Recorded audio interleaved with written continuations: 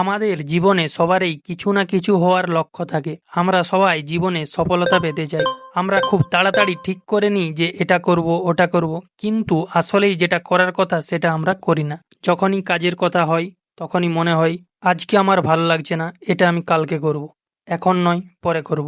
এইরকমভাবে নিজেদেরকে অজুহাত দিতে থাকি। এরকম করতে করতে আমরা সময় নষ্ট করতে থাকি, ফলে আমাদের কাজটি আর টাইম অনুযায়ী করা হয়ে ওঠেনি। আর এই ব্যাপারটিকেই ইংরেজিতে প্রোকাস্টিনেশন বলে। প্রোকাস্টিনেশন মানে কোনো কাজের প্রতি অলসতা দেখানো। বর্তমানে আমরা সব কিছুই জানি, তা সত্ত্বেও আমরা সময়কে এমনভাবে অপচয় করি যেন আমাদের ভবিষ্যতের কোনো লক্ষ্যই নেই।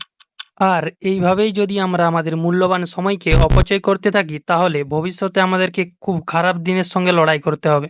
কথায় আছে না, আমাদের টাকা পয়সা শরীর স্বাস্থ্য যদি হারিয়ে যায় তাহলে হয়তো আমরা ফিরে পেতে পারি, কিন্তু একবার যদি সময় হারিয়ে যায় তাহলে তা ফিরে পাওয়া অসম্ভব।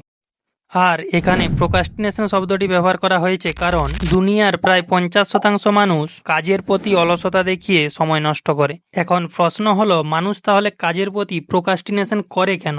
আসুন তাহলে আজকের এই ভিডিওটিতে কাজকে ফেলে রাখার সাইকোলজিকে সায়েন্টিফিক পদ্ধতিতে বুঝে নিই। শুধু বুঝলেই হবে নি, এটার অ্যাকচুয়াল সলিউশনটাও কি সেটাও জেনে নিই।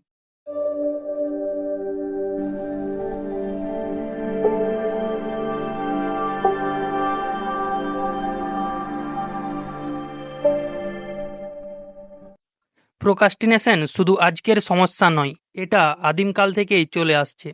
ভারতে কয়েক দশক আগে বিখ্যাত সন্ত কবীর দাস বলেছিলেন, "জো কাল করে সো আজ করে সো আব, পল মে প্রলয় হোগি, বহরি করেগা কাব।" এটা তিনি হিন্দিতে বলেছিলেন। এর মানে বাংলায় হলো, যেটা কাল করার সেটা আজকেই করতে হবে, আজকে যেটা করার সেটা এখনই করতে হবে। এই রকম অনেক বানিয়েই রয়েছে, তবুও মানুষের কাজের প্রতি অলসতা কাটেনি।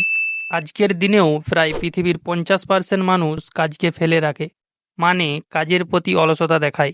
আমরা প্রোক্রাস্টিনেট করি শুধুমাত্র অফিস কাজের ক্ষেত্রে, মানে সিরিয়াস কাজের ক্ষেত্রে। কিন্তু যে সমস্ত কাজের ক্ষেত্রে আমাদের কোনো পরিশ্রম করতে হয় না, যে সমস্ত কাজ করলে আমাদের আনন্দ খুশি হয়, আমাদের মস্তিষ্ক সবসময় ফ্রি থাকে, সেই সমস্ত কাজ, যেমন ইউটিউবে কমেডি ভিডিও দেখা, ফেসবুক ইনস্টাগ্রামে রিলস দেখা, এই সমস্ত কাজের ক্ষেত্রে আমরা প্রোক্রাস্টিনেট করি না। যখনই মনে হয় তখনই আমরা সোশ্যাল মিডিয়া ইউজ করতে পারি, কিন্তু যখনই আমাদেরকে পড়তে বলা হয় বা কোনো অফিস কাজ আসে, তখনই আমরা কাজের প্রতি অলসতা দেখাই। আর এই ব্যাপারে ডেডলাইন খুব গুরুত্বপূর্ণ ভূমিকা পালন করে। ডেডলাইন মানে কি? ডেডলাইন মানে একটি সময় বা তারিখ যার আগে কিছু একটা কাজ শেষ করতে হবে।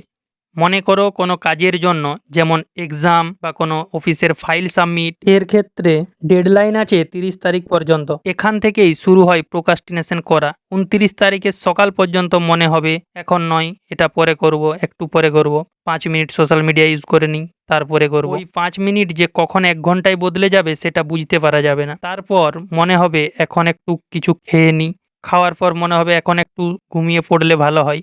এই রকম করতে করতে কখন দিন টলে গিয়ে রাত্রে, আর রাত্রি দিনে পরিণত হবে বুঝতেই পারবে না। আসলে আমাদের মাইন্ড সিরিয়াস কিছু কাজকে রিপ্লেস করে দেয় সহজ কিছু কাজের সঙ্গে। তারপর যখন মনে হবে আর মাত্র 24 ঘন্টায় বাকি, এবার এটা করতেই হবে, তখন শুরু হয় পড়া বা সেই কাজের জন্য পরিশ্রম। কিন্তু অত কিছু কি 24 ঘন্টার মধ্যে করা সম্ভব? সেটা পড়াই হোক বা ফাইল সাবমিটের ক্ষেত্রেই হোক।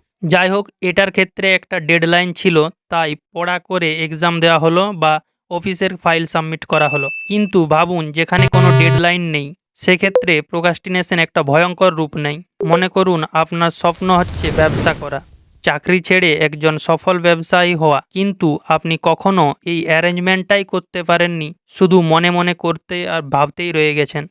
প্রোক্রাস্টিনেট করা মানে ভবিষ্যতে গিয়ে আপনার আফসোস হবে, ইস, যদি একবার চেষ্টা করে দেখতাম। কোনো জিনিসকে নিয়ে দীর্ঘদিন প্রোক্রাস্টিনেট করার ফলে ভয়ঙ্কর আফসোস হয়। শুধু আফসোস নয়, ব্রেনে স্ট্রেস, অ্যাংজাইটি এবং ডিপ্রেশন শুরু হয়।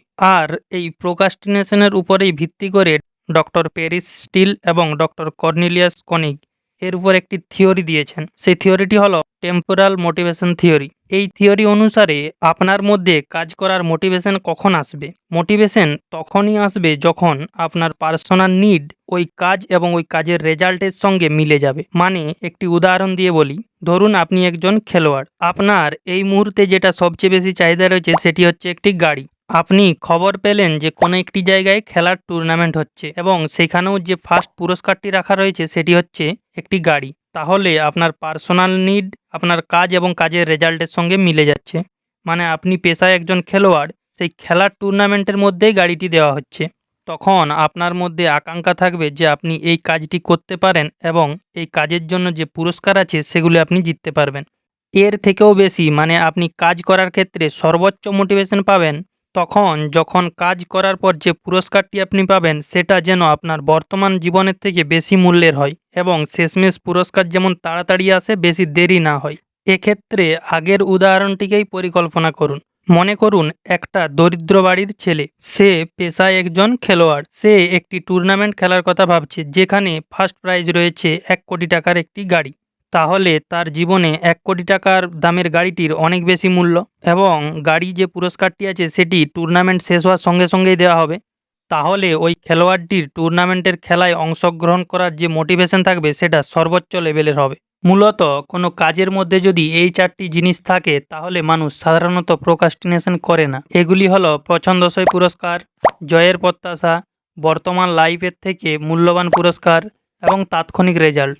এছাড়াও মানুষ আরও 2টি ক্ষেত্রে প্রোক্রাস্টিনেশন করে, মানে কাজের প্রতি অবহেলা করে। সেগুলি হলো লেট রেজাল্ট এবং fear of failure. Late result মানে কোনো কাজ যে কাজকে টানা 2-3 বছর করার পর রেজাল্ট পাবে, সেই সমস্ত কাজের ক্ষেত্রে মানুষ একটা অলসতা প্রকাশ করে। ফিয়ার অফ ফেলিয়ার, নতুন কিছু করার ক্ষেত্রে মানুষের মধ্যে একটা ভয় কাজ করে, সেটাই হচ্ছে ফিয়ার অফ ফেলিয়ার, মানে ব্যর্থতা হয়ে যাওয়ার একটা ভয়, যার জন্য মানুষ কাজের প্রতি অবহেলা দেখায়। এখন আমরা জানব কিভাবে মানুষ কাজের প্রতি অবহেলা না দেখিয়ে টানা কাজ করতে পারবে। আমরা প্রোক্রাস্টিনেশনের ব্যাপারে অনেক কিছুই জানলাম, অনেক কিছু বলা হলো কিভাবে মানুষ প্রোক্রাস্টিনেশন করে, কেন করে। এবার আমরা সময়কে সঠিকভাবে ব্যবহার করে কিভাবে লক্ষ্যে পৌঁছানো যায় সেই ব্যাপারের উপরেই কিছু টিপস আজকে এখানে বলবো। তো সবার প্রথমে সময়কে সঠিকভাবে ব্যবহার করার জন্য দরকার ক্লিয়ার গোল, মানে কাগজ কলম নিয়ে বসুন এবং আপনার জীবনের লক্ষ্যগুলোকে ওই কাগজের মধ্যে লিখুন এবং সবচেয়ে মূল লক্ষ্যটিকে বড় বড় করে লিখে রাখুন।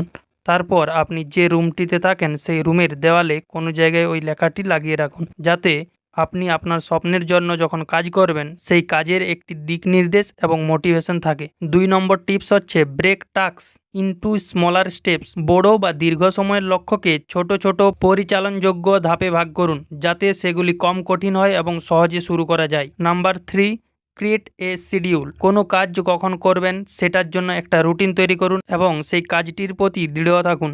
Number 4, minimise distraction. সফলতার জন্য কাজ করার পথে অনেক রকম ডিস্ট্রাকশন আসতে পারে, অনেক বাধা বিপত্তির সম্মুখীন হতে হয়। আপনার সফলতার পথে যেগুলি বাধা সৃষ্টি করে সেগুলোকে বিষ ভেবে এক্ষুনি ত্যাগ করুন, যাতে আপনি আপনার স্বপ্নের জন্য কাজ করতে পারেন। Number 5, reward progress.